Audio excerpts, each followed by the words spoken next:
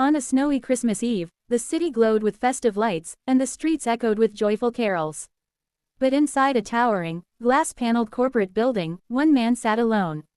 Michael Reynolds, the CEO of a multi-billion-dollar tech company, was buried in files, sipping lukewarm coffee, and staring blankly at the twinkling skyline beyond his office window.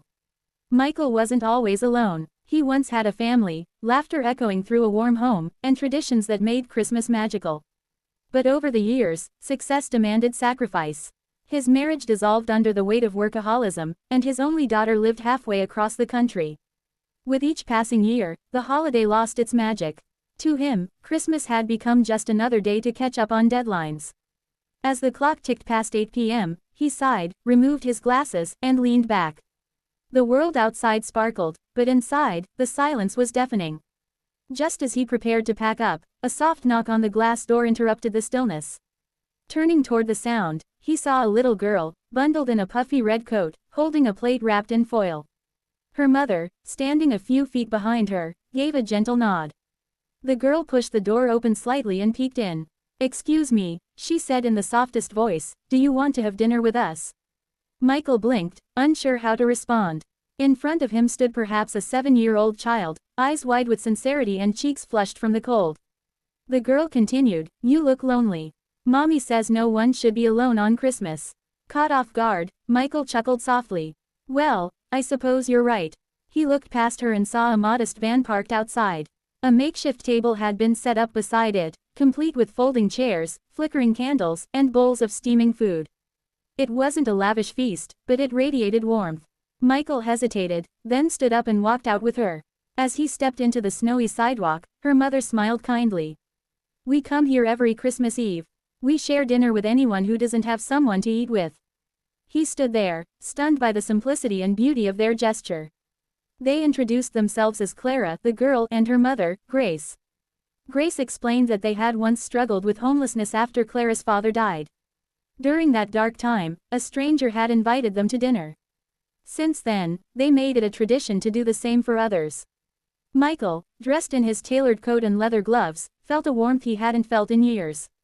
Sitting with them, he ate roasted chicken, mashed potatoes, and homemade pie. The meal was ordinary by most standards, but that night, it tasted like the finest gourmet. Clara shared stories of her school, how she wanted to be a doctor to help people like the ones who helped her mom. Michael listened, mesmerized. Her innocence, compassion, and honesty were like a mirror to his own forgotten humanity. "Do you have kids?" she asked, breaking a silence. "I do," he said quietly, "a daughter. But I haven't seen her in a while." "Maybe you should call her," Clara suggested matter-of-factly. "Christmas is for family." Michael nodded slowly, the words settling deep into his heart. That night, he returned to his penthouse, not with empty hands or a tired soul, but with a sense of something rekindled. He picked up his phone and dialed a number he hadn't called in 2 years. A tentative voice answered. "Dad." Tears welled in his eyes. "Hi, sweetheart, Merry Christmas." That single moment, born from a child's invitation, changed everything. In the weeks that followed, Michael began rethinking his life. He started taking weekends off. He created a company initiative that gave employees time and resources to volunteer in their communities. And each Christmas Eve, he joined Clara and Grace in handing out warm meals, not in a suit, but in a red wool sweater and scarf, laughing with children and sharing stories with strangers. News eventually spread, not about the CEO's generosity, but about the unexpected bond between a lonely man and a kind-hearted girl. They became a symbol of connection, proof that no act of kindness is too small, and no heart is too lost to be found. The most beautiful part of the story wasn't the transformation of a wealthy executive. It was the reminder that humanity thrives not in boardrooms or bank accounts, but in the simple, soul-stirring act of reaching out to one another. This story, though fictional, reflects a very real truth.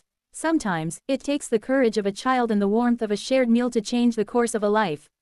Loneliness doesn't always wear rags. Sometimes it wears a suit, hides behind busy schedules, and dines alone on holidays.